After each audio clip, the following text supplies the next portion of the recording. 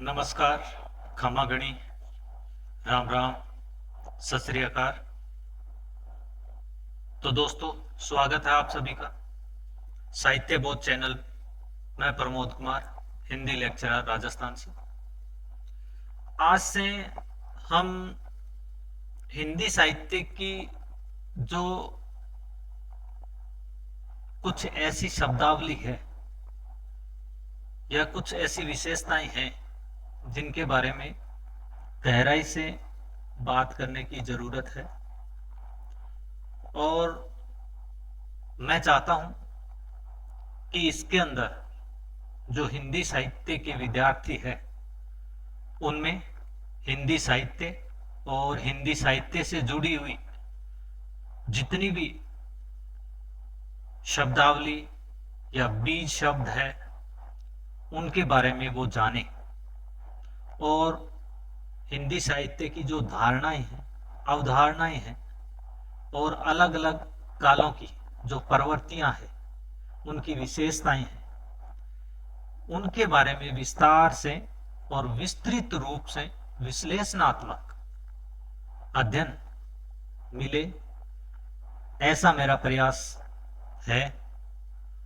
और कितना ये सफल होता है वो तो भविष्य के गर्भ में है, पर ये जो कार्यक्रम अभी शुरू किया है उसको शुरू करने का उद्देश्य यही है कि कई बार विद्यार्थियों को जो बीच बीच में ऐसे शब्द आते हैं, समझ में नहीं आते, या यूं कहें कि उनका कहीं ना कहीं इतना विस्तृत रूप से हमें अर्थ प्राप्त नहीं होता, तो ऐसे शब्दों का, ऐसी विशेषताओं का, ऐसी प्रवृत्तियों का जब विस्तृत रूप हमें मिल जाए और उससे हम हिंदी साहित्य के अंदर अपने ज्ञान को बढ़ा सके,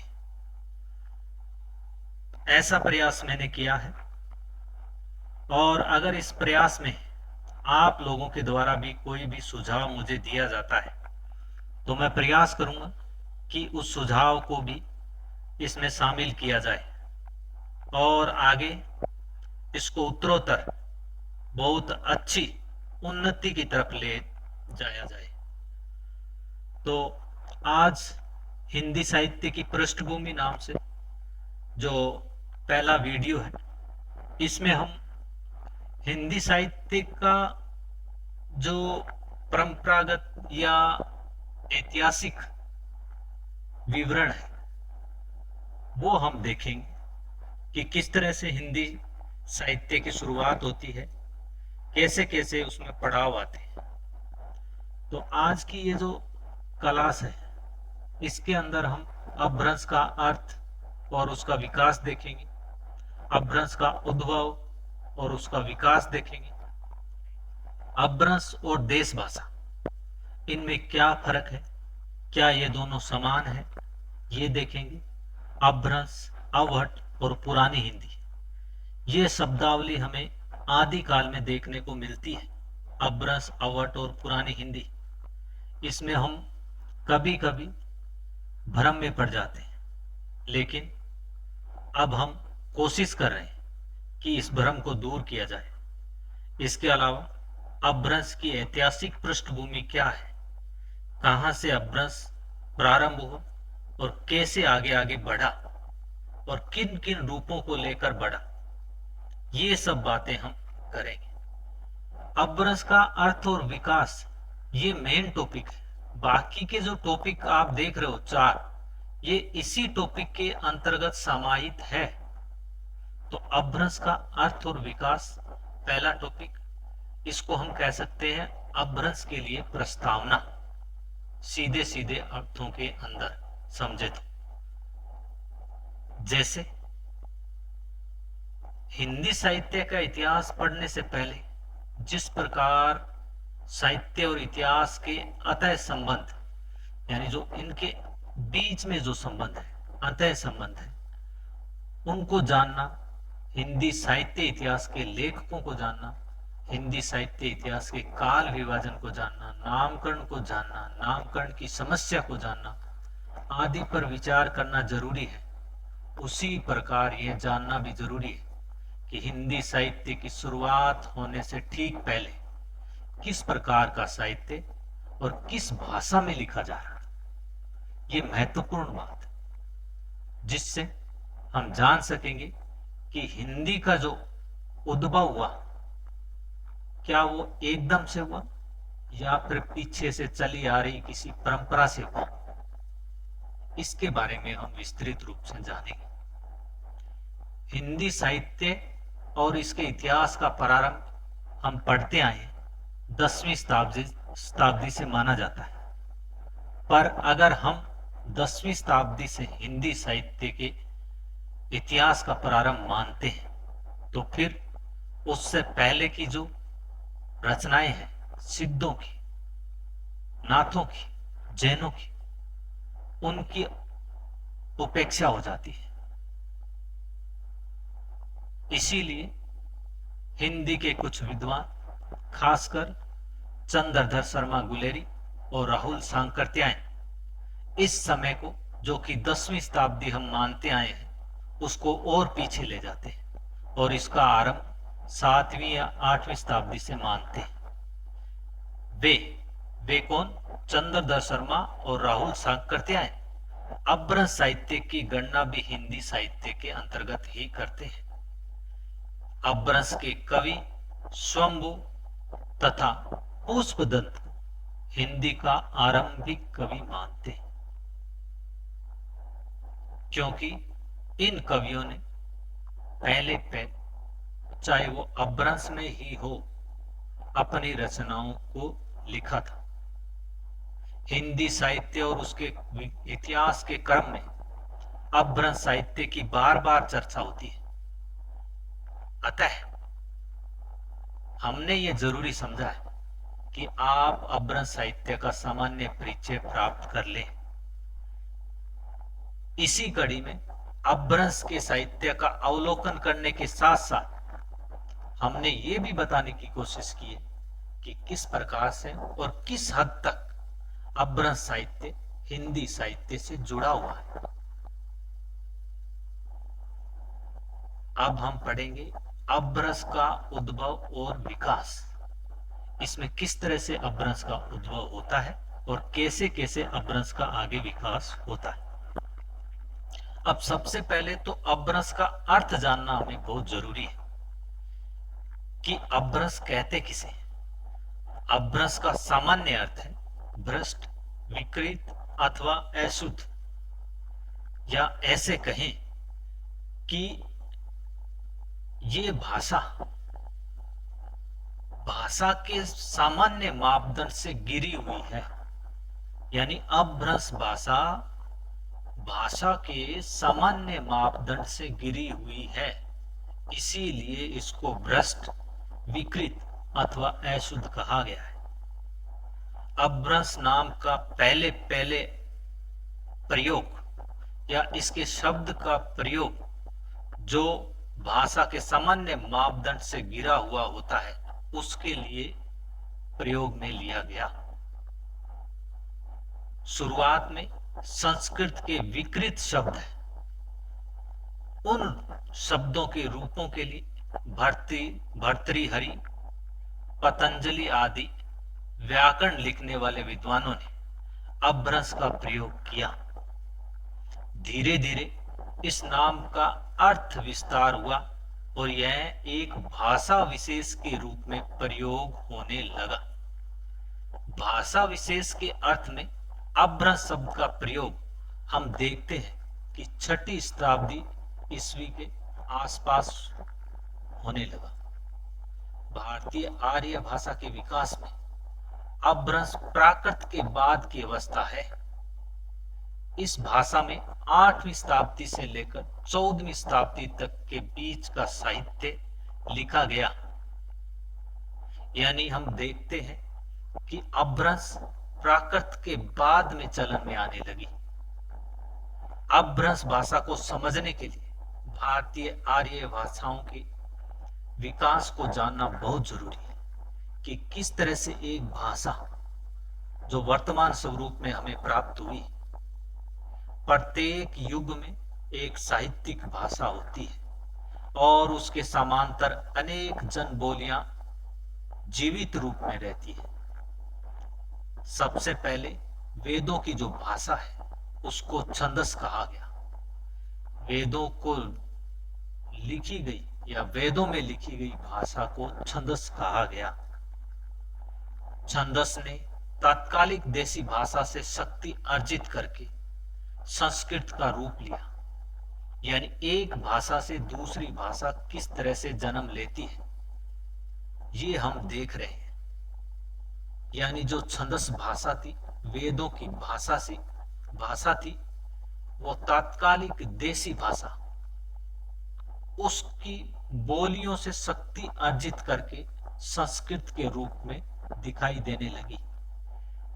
इसी प्रकार फिर बाद में जैसे संस्कृत है वो स्थानीय भाषा के प्रयोग के साथ प्रयुक्त हुई तो वो पाली में परिवर्तित हुई। फिर पाली प्राकृत में और प्राकृत अभ्रंश अवस्था में अपने जन्म को प्राप्त करती है। इसको आप देखें तो शुरू में आपको मिलेगा कि इसके अंदर छंदस भाषा के बाद संस्कृत का जन्म होता है। संस्कृत के बाद हम देखते हैं पाली का प्रयोग होता है। पाली के बाद प्राकृत और प्राकृत के बाद में होता है अभ्रंश का जन्म। आधुनिक भारतीय आर्य भाषाओं में जिसमें सिंधी, गुजराती, ब्रज, पंजाबी, अवधी आदि भाषाएं आती है, उनका जो समय है वो 1000 ईस्वी वर्तमान के समय में माना जाता है। अभ्रंश मध्यकालीन भारतीय आर्य भाषा की अंतिम कड़ी है। जैसे छंदस के बाद में संस्कृत, फिर पाली, प्राकृत और फिर आती है अभ्रंश। तो अभ्रंश मध्यकालीन भारतीय आर्य भाषा की अंतिम कड़ी और आधुनिक आर्य भाषाओं की जननी है। यानी आधुनिक आर्य भाषाएं अभ्रंश से ही जन्म लेती है। इसीलिए हिंदी साहित्य को समझने के लिए हमें पहले अभ्रंश के साहित्य को समझना जरूरी है। तो हमने देखा कि किस तरह से अभ्रंश का उद्भव और विकास होता है। अब अभ्रंश के साथ में फिर देसी भाषा प्रयोग होने लगती है। अभ्रंश और देश भाषा, इसके अंदर क्या अंतर है, क्या दोनों एक है, इसके बारे में हम जानेंगे। जैसे संस्कृत के आचार्यों और अभ्रंश के कवियों ने अभ्रंश को देश भाषा कहा है। यानी जो अभ्रंश के कवि है और संस्कृत के जो आचार्य हैं उन्होंने अभ्रंश को देश भाषा कहा है। महान अभ्रंश कवि स्वयंभू और पुष्पदंत ने अपनी भाषा को ग्रामीण भाषा अथवा देसी भाषा कहा है। यानी जो जैन कवि है पुष्पदंत और स्वयंभू, उन्होंने जिस भाषा में अपनी रचनाएं की उसको उन्होंने ग्रामीण भाषा अथवा देसी भाषा कहा। इसीलिए प्रत्येक युग में एक साहित्यिक भाषा होती है और अनेक लोक भाषाएं होती है। एक साहित्यिक भाषा और उसके साथ साथ अनेक लोक भाषाएं उसके साथ साथ चलती है।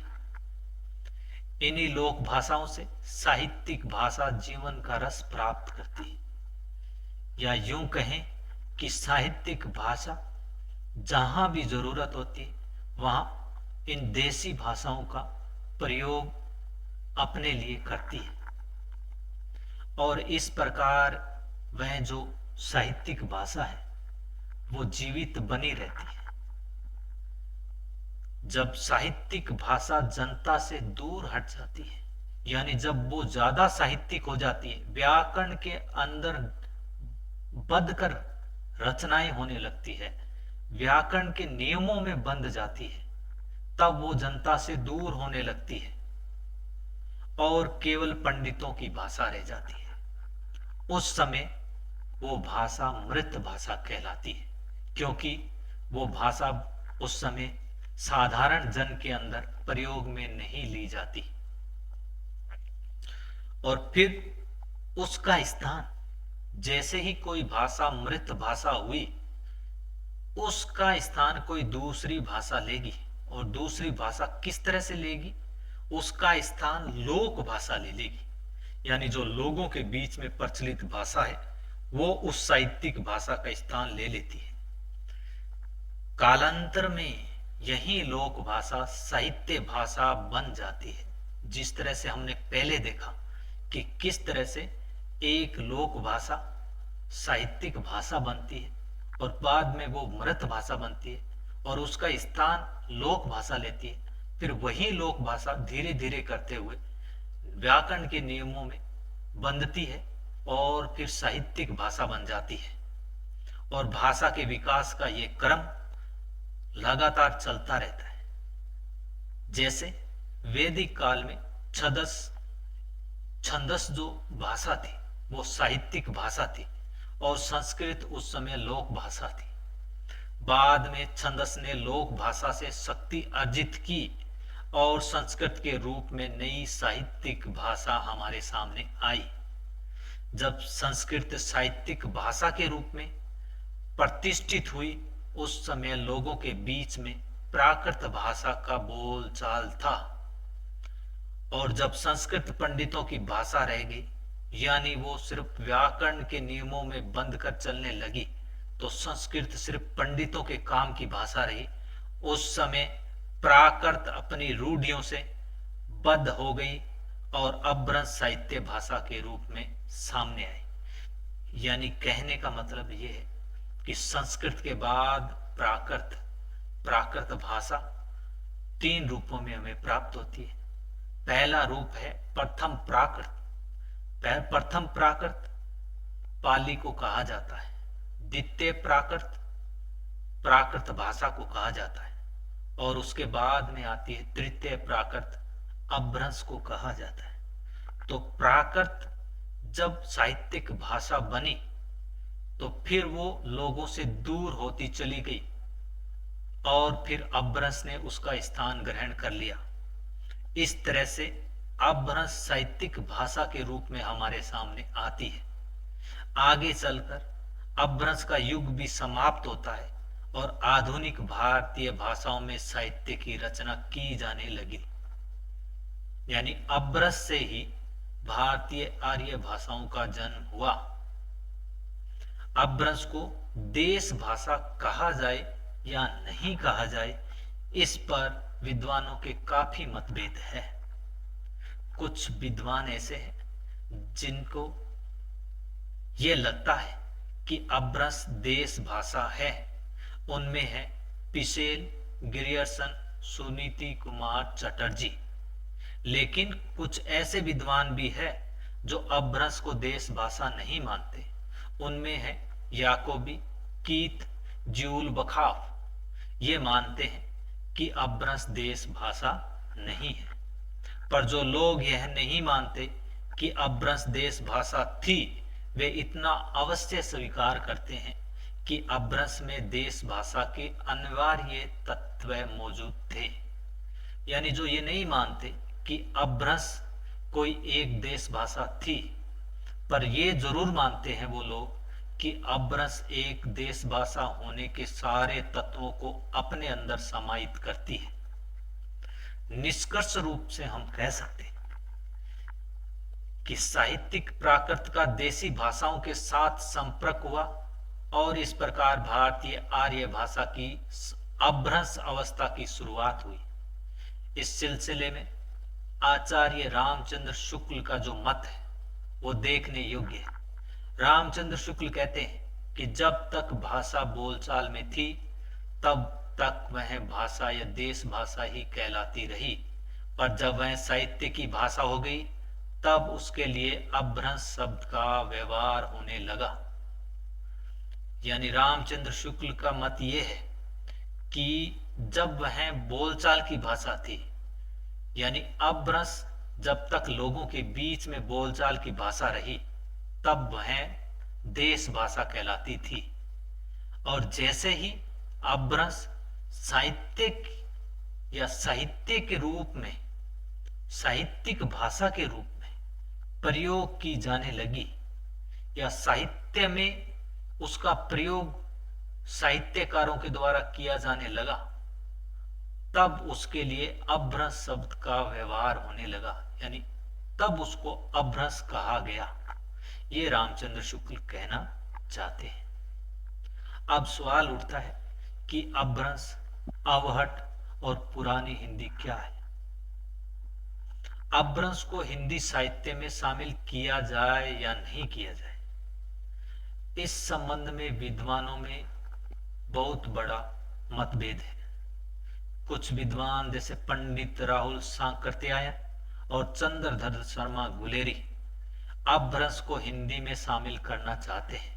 इस बात को हम पहले देख कर आ चुके हैं। उनका कहना है कि अपभ्रंश ही पुरानी हिंदी है। हिंदी साहित्य के आरंभ का विवाद इस प्रश्न से संबंध है, यानी ये जो प्रश्न है कि क्या अपभ्रंश ही पुरानी हिंदी है, इसीलिए इस बात को हम यहाँ पे स्पष्ट करना चाहते हैं। अब आप इतना तो समझ गए कि अपभ्रंश पर प्राकृत का काफी प्रभाव था, उसी प्रकार जैसे संस्कृत पर छंदस का प्रभाव था। यानी कहने का मतलब यह है कि जब कोई भी नई भाषा साहित्यिक भाषा बनती है तो वो अपनी पुरानी साहित्यिक भाषा से कुछ ना कुछ ग्रहण करती है। जैसे छंदस भाषा से संस्कृत भाषा ने कुछ ना कुछ ग्रहण किया, उसी प्रकार प्राकृत से अपभ्रंश ने भी कुछ ना कुछ ग्रहण किया। इस कारण आचार्य रामचंद्र शुक्ल अपभ्रंश को प्राकृताभास हिंदी कहते हैं। यानी अपभ्रंश में उनको लगता है कि कुछ ना कुछ प्राकृत का आभास हो रहा है, इसीलिए उसको नाम रामचंद्र शुक्ल ने प्राकृताभास हिंदी कहा। अब ये गौर करने वाली बात है कि उन्होंने इसको नाम दिया प्राकृताभास हिंदी, न कि पुरानी हिंदी। पुरानी हिंदी के रूपों में रामचंद्र शुक्ल सिद्धों के उस भाषा रूप को स्वीकार करते हैं जिसमें देश भाषा का पुट था। यानी वो सिद्ध जिन्होंने उस भाषा को प्रयोग किया जिसमें देश भाषा के शब्दों का पुट था, वे देश भाषा मिश्रित अपभ्रंश को पुरानी हिंदी कहते हैं। अब यहां आपको दो बातें दिखाई देगी, एक तो प्राकृताभास हिंदी, दूसरी देश भाषा मिश्रित अपभ्रंश जिसको पुरानी हिंदी कहा रामचंद्र शुक्ल ने। पुरानी हिंदी और प्राकृताभास हिंदी दोनों अलग अलग है। अपभ्रंश के साथ जब प्राकृत भाषा प्रयोग होती है तो उसको कहा गया प्राकृताभास हिंदी, जबकि अपभ्रंश के साथ देश भाषा मिलकर प्रयोग में ली जाने लगी, उसको रामचंद्र शुक्ल ने कहा पुरानी हिंदी। देश भाषा के साथ पुरानी हिंदी, प्राकृत के साथ प्राकृताभास हिंदी, ये दो शब्द उन्होंने अपभ्रंश के लिए दिए। अब चंद्रधर शर्मा गुलेरी भी इस मत का समर्थन करते हैं और लिखते हैं कि विक्रम की 7वीं शताब्दी से 11वीं शताब्दी तक अपभ्रंश की प्रधानता रही और फिर वह पुरानी हिंदी में परिणित हो गई। इसमें देशी भाषा की प्रधानता है। इसी प्रकार आचार्य हजारी प्रसाद द्विवेदी ने भी देशी भाषा मिश्रित अपभ्रंश को पुरानी हिंदी कहा है, जिस प्रकार चंद्रधर शर्मा ने देशी भाषा मिश्रित अपभ्रंश को पुरानी हिंदी कहा। और यही बात रामचंद्र शुक्ल कहते हैं कि देशी भाषा के साथ मिश्रित अपभ्रंश पुरानी हिंदी है। इस काल में यानी 10वीं शताब्दी के आसपास का जो समय है, लोक भाषा में तत्सम शब्दों का प्रयोग बढ़ा, यानी जो संस्कृत के शब्दों के रूप है उनका प्रयोग भाषा के अंदर 10वीं शताब्दी के आसपास ज्यादा होने लगा। इस काल के गद्य में इसके बहुत सारे प्रमाण हमें प्राप्त होते हैं, जिसमें तत्सम शब्दों का पर्याप्त मात्रा में प्रयोग हुआ है। इसीलिए पुरानी हिंदी अपभ्रंश का ही आगे बढ़ा हुआ रूप है, जिसमें तत्सम शब्दों के प्रयोग की बहुलता है। अब यहां से पूरी बात स्पष्ट हो जाती है कि अपभ्रंश के साथ जब तत्सम शब्दों का प्रयोग होता है तो वो पुरानी हिंदी कहलाती है। 9वीं या 10वीं शताब्दी तक इस अपभ्रंश भाषा की प्रधानता रही, जिस पर प्राकृत शब्दों का प्रभाव था। यानी अब हम देखते हैं कि जहां 9वीं और 10वीं शताब्दी की शुरुआत में तो हमें मिलती है अपभ्रंश के साथ प्राकृताभास हिंदी, और 10वीं शताब्दी के बाद हमें मिलती है देसी भाषा या तत्सम शब्दों के साथ प्रयोग होती हुई अपभ्रंश पुरानी हिंदी के रूप में। 9वीं 10वीं शताब्दी के बाद प्राकृत शब्दों से मुक्त होने की प्रवृत्ति बढ़ी और तत्सम शब्दों को ग्रहण किए जाने की प्रवृत्ति बढ़ी, इसीलिए इसको पुरानी हिंदी कहा गया। अब सवाल रह गया कि अवहट क्या है। प्राकृत और अपभ्रंश ग्रंथों में अपभ्रंश के कई नाम मिलते हैं। कहीं इसका नाम अवहट, कहीं अवहट, कहीं अवहट और कहीं अवहंस, तो कहीं कहीं इसका नाम अवहत भी मिलता है। इस अर्थ में अवहट अपभ्रंश का पर्याय है, यानी ये जो सारे के सारे शब्द हैं वो अपभ्रंश के ही पर्यायवाची शब्द हैं। तो अवहट भी अपभ्रंश का पर्यायवाची शब्द है। ऐसी बात नहीं है। विद्यापति ने अपनी रचना कीर्ति लता और कीर्ति पताका में इस वाली जो भाषा है उसको नाम दिया है अवहट। और विद्यापति अपनी रचना में कहते हैं कि देसिक बेना सब जन मीठा, तेसन जपो अवहटा। यानी वो कहते हैं कि तेसन जपो अवहटा। तो यहां अवहट जो भाषा है वो अपनी रचनाओं की खुद मानते हैं विद्यापति। इसका मतलब ये है कि देसी भाषा जो कि बोलचाल की भाषा थी सबको मीठी लगती है। अतः वैसे ही मैं यानी विद्यापति अवहट में अपनी कविता कहता हूं। इस बात से ये पूरी तरह से स्पष्ट हो जाता है कि विद्यापति ने देसी भाषा मिश्रित प्रवृत्ति यानी बाद की अपभ्रंश को अवहट कहा। अब यहां अवहट को दो भागों में बांटा गया, एक तो पूर्ववर्ती अपभ्रंश और दूसरी परवर्ती अपभ्रंश। परवर्ती अपभ्रंश या पुरानी हिंदी एक ही बात है, क्योंकि परवर्ती अपभ्रंश से ही जन्म लेती है पुरानी हिंदी। या यूं कहें कि पुरानी हिंदी ही परवर्ती अपभ्रंश है। एक बात ध्यान देने वाली बात है कि परवर्ती अपभ्रंश के लेखकों में जैसे अहदमान, ज्योतिषवरी ठाकुर आदि ने अवहट का प्रयोग अपनी रचनाओं में किया है। इससे लगता है कि इन कवियों ने इस शब्द का प्रयोग जानबूझकर और परवर्ती अपभ्रंश की तुलना में थोड़ा परिवर्तित भाषा के लिए किया है। यानी जो परवर्ती अपभ्रंश है उससे थोड़ी सी भिन्न भाषा ज्योतिषवरी ठाकुर और अहदमान ने अपनी रचनाओं में लिखी है और उसके लिए उन्होंने नाम दिया अवहट।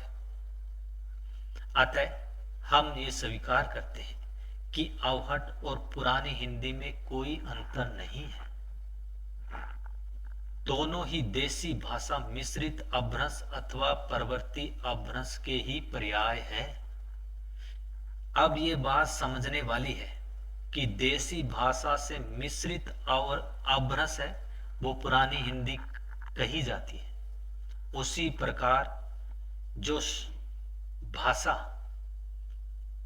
अभ्रस देशिक शब्दों के साथ प्रयोग की जाती है उसको हम परवर्ती अभ्रस कहते हैं। इस अभ्रस के अंदर हमें तत्सम शब्दों की प्रधानता दिखाई देती है और ये बात हमें स्पष्ट हो जाती है कि जो देसी भाषा मिश्रित अभ्रस है और पुरानी हिंदी है वो एक ही है।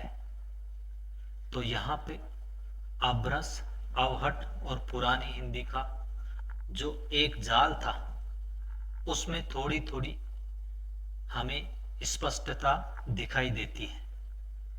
अब हम देखते हैं कि अभ्रस की ऐतिहासिक पृष्ठभूमि क्या है, यानी इतिहास क्या है अभ्रस का।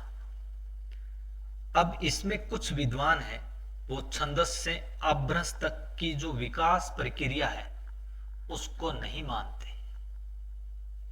उनके अनुसार अभ्रस एक प्रदेश विशेष की बोली थी जिसका अस्तित्व प्राचीन भारतीय आर्य भाषाओं के युग में भी था। पर हम इस विवाद में नहीं पड़ते हैं क्योंकि हमें अभ्रस की ऐतिहासिकता खोजनी है और जिससे हमें पता चले कि अभ्रस कैसे व्यापक रूप से साहित्यिक भाषा के रूप में हमारे सामने आई। अब हम देखते हैं कि 8वीं 9वीं शताब्दी के अंदर अभ्रस साहित्यिक भाषा के रूप में हमारे सामने आती है। उस समय बंगाल के अंदर पालों यानी पाल शासकों और मान्य खेत के अंदर राष्ट्रकूट जो शासक है उनकी शक्ति मौजूद थी।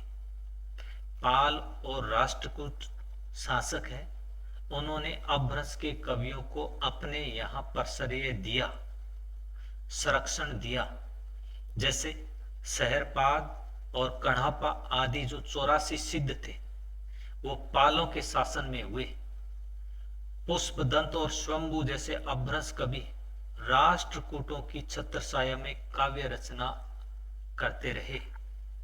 10वीं शताब्दी में जब राष्ट्रकूटों की शक्ति क्षीण होने लगी और गुजरात में सोलंकी चालुक्यों का प्रभाव बढ़ने लगा तो सोलंकी चालुक्यों ने भी अभ्रस साहित्य को आगे बढ़ाने में अपना योगदान दिया। इन कारणों से हम देखते हैं कि अभ्रस साहित्य का निर्माण एक छोटे क्षेत्र पर न होकर पूरे विस्तृत क्षेत्र के अंदर हुआ। एक और बंगाल में हम देखते हैं कि शहरपाद और कढ़ापा जैसे अपनी भाषा में दोहों का निर्माण कर रहे थे। उसी समय मिथिला में ज्योतिश्वरी ठाकुर और विद्यापति अपनी रचना प्रस्तुत कर रहे थे। दूसरी ओर मुल्तान के अंदर अहदमान इसी भाषा को अपनी काव्य की भाषा बना रहे थे। और हम देखते हैं कि पुष्पदंत और स्वयंभू ये भी जब अपनी काव्य रचनाएं करते हैं तो इसी भाषा को चुनते हैं। पर इन सभी कवियों की भाषा में थोड़ा थोड़ा भेद था।